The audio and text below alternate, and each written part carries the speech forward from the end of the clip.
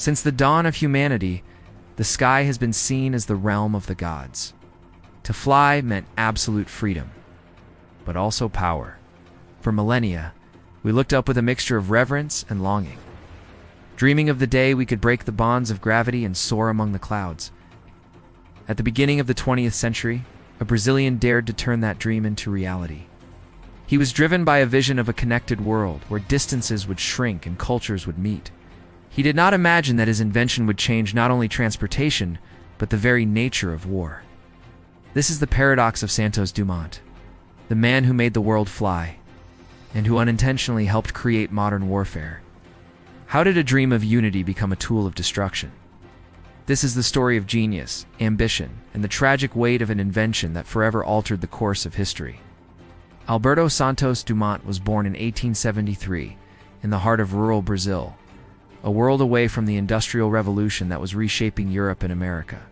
His home was in Minas Gerais, a land defined by coffee plantations and the steady rhythm of agricultural life. His father wasn't just a coffee planter, he was an engineer, hailed as the king of coffee for his innovative use of machinery. This meant young Alberto grew up surrounded not by fields, but by the symphony of engines, gears, and locomotives that powered the family's vast estate. While other children played with toys, he was dismantling clocks, studying steam engines, and trying to understand the principles that made things work. His playground was a workshop, his toys the very machines that were modernizing Brazil. From an early age, his obsession was clear: to master the air. We'd spend hours watching birds, sketching flying machines inspired by Jules Verne's novels, and dreaming of a world where man was no longer tethered to the ground. This wasn't just a childhood fantasy. It was the beginning of a lifelong quest. At the end of the 19th century, Paris was the undisputed capital of the world, the heart of global innovation and culture.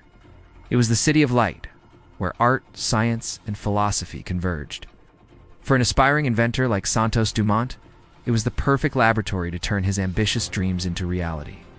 He arrived with a mind full of ideas and a fortune built on coffee, ready to immerse himself in the epicenter of the new age. He experimented tirelessly, first with lighter-than aircraft. His airships, sleek and steerable, were a sensation.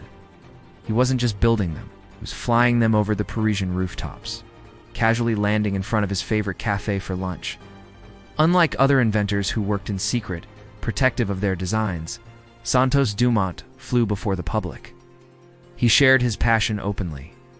For him, flying was a spectacle, a joy, a profoundly human act to be shared, not a military secret to be hoarded. Each failure was just a lesson, each successful flight a step closer to the impossible. The year is 1906. The place, a field outside Paris. Before a panel of judges from the Aero Club de France, a crowd of journalists, and hundreds of curious spectators, a strange-looking craft made of bamboo and silk stood ready. It was called the 14 Bs. Its pilot and creator, Alberto Santos Dumont, was about to make history. With its engine roaring, the 14 Bs rolled forward, lifted off the ground, and flew for 60 meters. Then, it flew again, this time for over 220 meters. For the first time in history, a heavier-than-air aircraft had taken off, flown, and landed under its own power, all in a public, documented, and indisputable manner. The crowd erupted. This wasn't a rumored flight on a distant shore. It was a verifiable triumph witnessed by the world. The era of aviation had officially begun. Santos Dumont was celebrated as a hero, the man who had conquered the air. But as the news spread across the globe, the implications of his achievement began to take on a new, more ominous dimension. The world would never be the same again. In the years following the historic flight of the 14 Bs, the world was gripped by aviation fever. The airplane wasn't just a novelty, it was a revolution. It promised to shorten distances that had once taken weeks or months to cross. It would connect continents, transform global trade, and bring humanity closer together.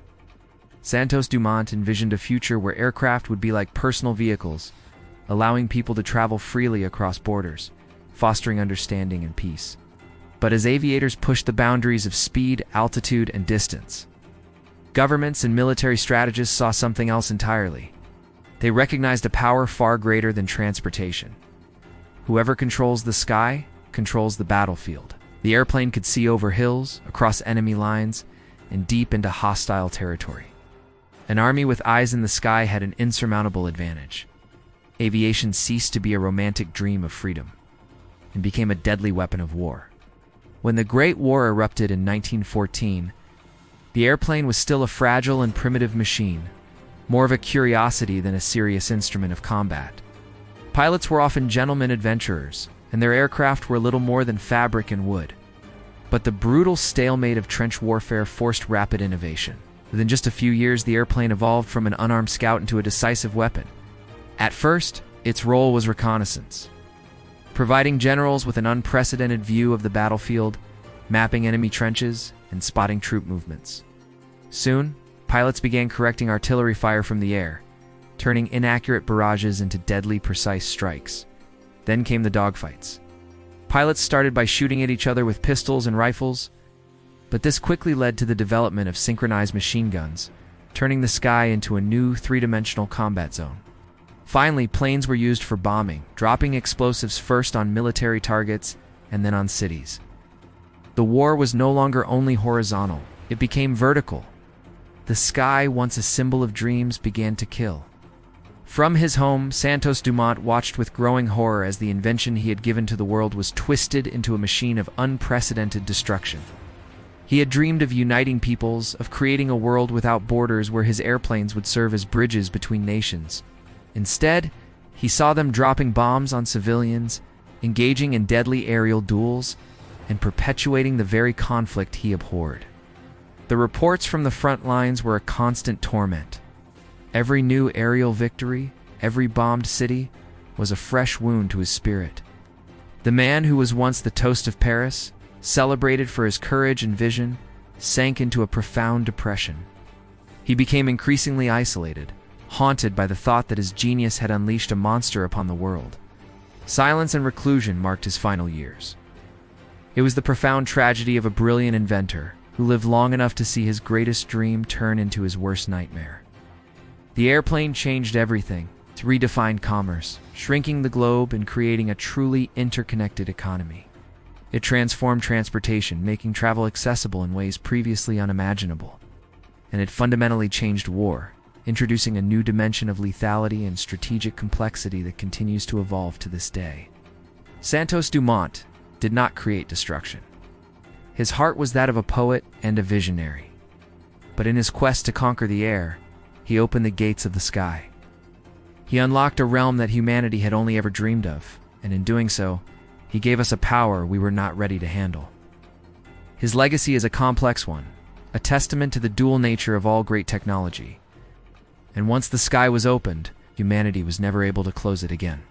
The dream of flight continues to inspire us, but it is forever shadowed by the memory of its use in war, a paradox that Santos Dumont himself could never resolve. If this documentary helped you understand how a single invention can shape human destiny, for better and for worse, please consider supporting our work.